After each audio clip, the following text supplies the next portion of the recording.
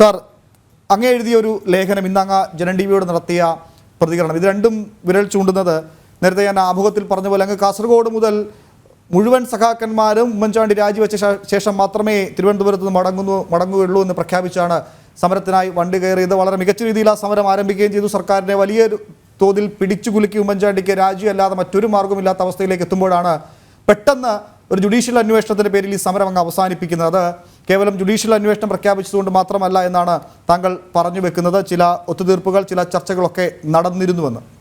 Sir,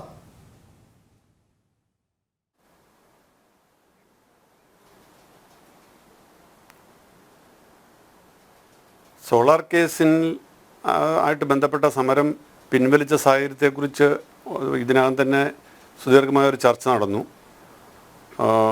അക്കാര്യത്തിൽ ഇപ്പോൾ ഇവർ തമ്മിലൊരു ഒത്തുതീർപ്പുണ്ടാക്കി എന്നുള്ള കാര്യത്തിൽ ഇപ്പോൾ ആർക്കും യാതൊരു സംശയവുമില്ല. കാരണം ഇതുമായിട്ട് ബന്ധപ്പെട്ട ആളുകളെല്ലാം അത് പറഞ്ഞു കഴിഞ്ഞു.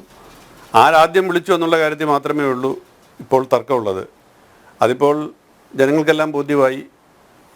ജോൺ ബ്രിട്ടാസ് എന്നെ വിളിച്ചു, ഞാൻ മുഖ്യമന്ത്രിയെ വിളിച്ചു, മുഖ്യമന്ത്രി എന്നോട് കുഞ്ഞാലിക്കുട്ടിയെ വിളിക്കാൻ പറഞ്ഞു, ഞാൻ കുഞ്ഞാലിക്കുട്ടിയെ വിളിച്ചു.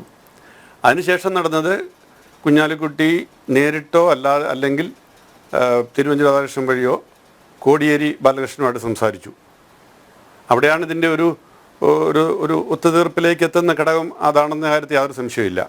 അപ്പോൾ അന്നത്തെ ആ ഒരു ജോൺ ബ്രിട്ടാസിൻ്റെ ഫോൺ കോളോടുകൂടിയാണ് ഇതിൻ്റെ എല്ലാം തുടക്കം. അതിനു മുമ്പ് ചർച്ച നടന്നു എന്നൊക്കെ ഞാൻ ടി വിയിൽ എൻ്റെ ഒരു കാര്യം, ഞാൻ കഴിഞ്ഞ ഒരാഴ്ചയായിട്ട് യാത്രയിലായിരുന്നു. ഞാൻ സിംഗപ്പൂർ, മലേഷ്യ തുടങ്ങിയ രാജ്യങ്ങളിലൂടെയുള്ള യാത്രയായിരുന്നുകൊണ്ട് എനിക്ക് കൃത്യമായിട്ട് ഇവിടെ നടന്ന സംഭാഷണങ്ങളും ചർച്ചകളും കമൻറ്റുകളും ഒന്നും കേൾക്കാൻ പറ്റിയില്ല. പക്ഷേ പിന്നീട് ഞാൻ മനസ്സിലാക്കിയത് നേരത്തെ തന്നെ ഈ ചർച്ചകൾ നടന്നിരുന്നു എന്ന മട്ടിലൊക്കെ ആരൊക്കെ പറഞ്ഞതായിട്ട് അറിഞ്ഞു. കോൺഗ്രസ് ഇന്നും ഒക്കെ പറഞ്ഞു എന്നറിഞ്ഞു. അങ്ങനെ ഒരു ചർച്ച നടന്നെങ്കിൽ പിന്നെ ഇങ്ങനെ ഒരു കോളിൻ്റെ ആവശ്യമില്ലല്ലോ, അവിടെ തന്നെ അങ്ങ് തീർക്കാമായിരുന്നല്ലോ. അപ്പോൾ അത് ശരിയല്ല.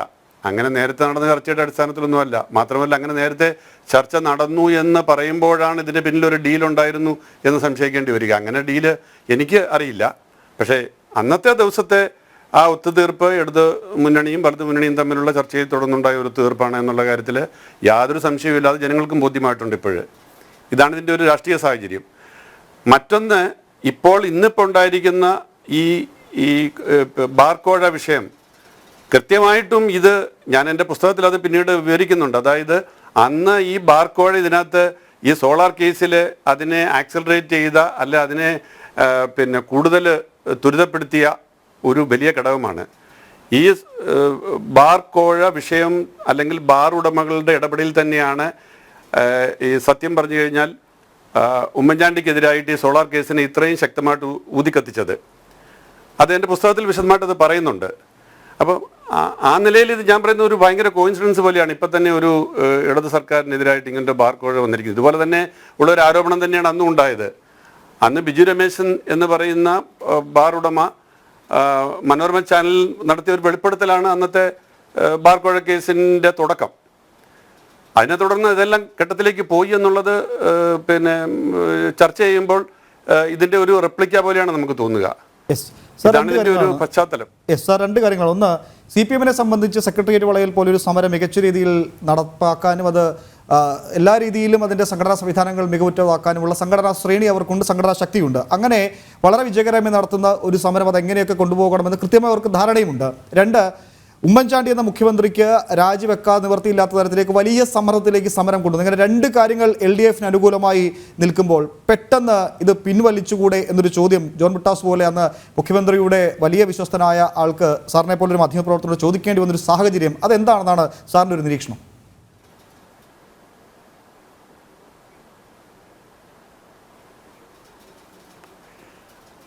ഞാനത് നേരത്തെ തന്നെ പറഞ്ഞ കാര്യമാണ്. എന്നെ സംബന്ധിച്ച് അവരുടെ മേലെ ആ സമയത്തുണ്ടായ ഒരു കമ്പൽഷൻ തന്നെയാണത്. കാരണം ഇത്രയും ജനം ഇവിടെ സെക്രട്ടേറിയറ്റിന് മുന്നിൽ വന്ന് നിൽക്കുന്നു.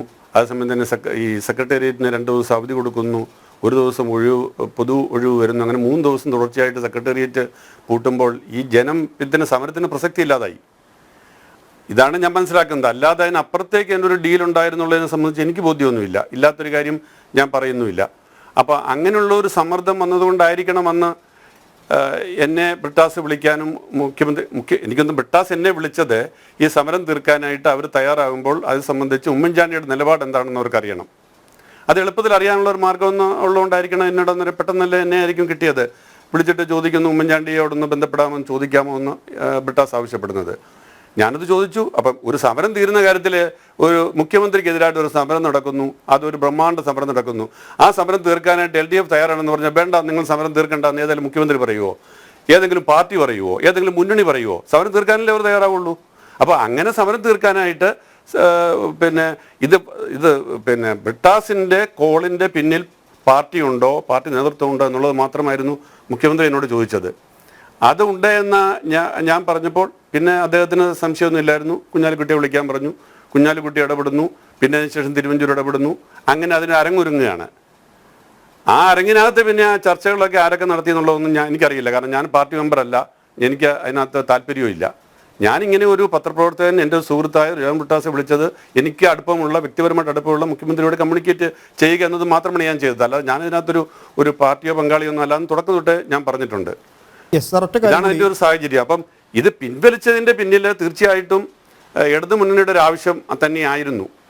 സാർ, ഒറ്റ കാര്യം കൂടി സാറ് പറഞ്ഞ പോലെ ഇടതു മുന്നണിയുടെ ആവശ്യമായിരുന്നെങ്കിൽ അന്ന് വന്ന വലിയ വാർത്തകൾ ഇപ്പോൾ സാറ് പറഞ്ഞ ഈ പരാമർശങ്ങളിലൂടെ വന്ന ചർച്ചകളിലൊക്കെ പറയും. തോമസ് ഐസക്കിനെ പോലൊരു മുതിർന്ന നേതാവ് ഈ സമരം പിൻവലിക്കുന്നത് അറിയുന്നത് മാധ്യമങ്ങളിലൂടെയാണ്. LDFൻ്റെ ഒരു തീരുമാനമാണെങ്കിൽ അന്ന് പറഞ്ഞ എൻ കെ പ്രേമചന്ദ്രൻ ഈ വിഷയം അറിഞ്ഞിട്ടില്ല എന്ന് പറയുന്നു. അങ്ങനെയെങ്കിൽ അന്ന് പാർട്ടി സെക്രട്ടറി ആയിരുന്ന പിണറായി വിജയൻ അങ്ങനെ ചുരുക്കം ചില ആളുകൾ മാത്രം അറിഞ്ഞ ഒരു പിന്തിരിയിലായിരുന്നോ ഈ സമരം? സാറ് അനുഭവത്തിൽ നിന്നല്ല ഞാൻ ചോദിക്കുന്നത്, സാറിൻ്റെ രാഷ്ട്രീയ വിലയിരുത്തലിൽ നിന്നാണ് ഈ കാര്യം ചോദിക്കുന്നത്.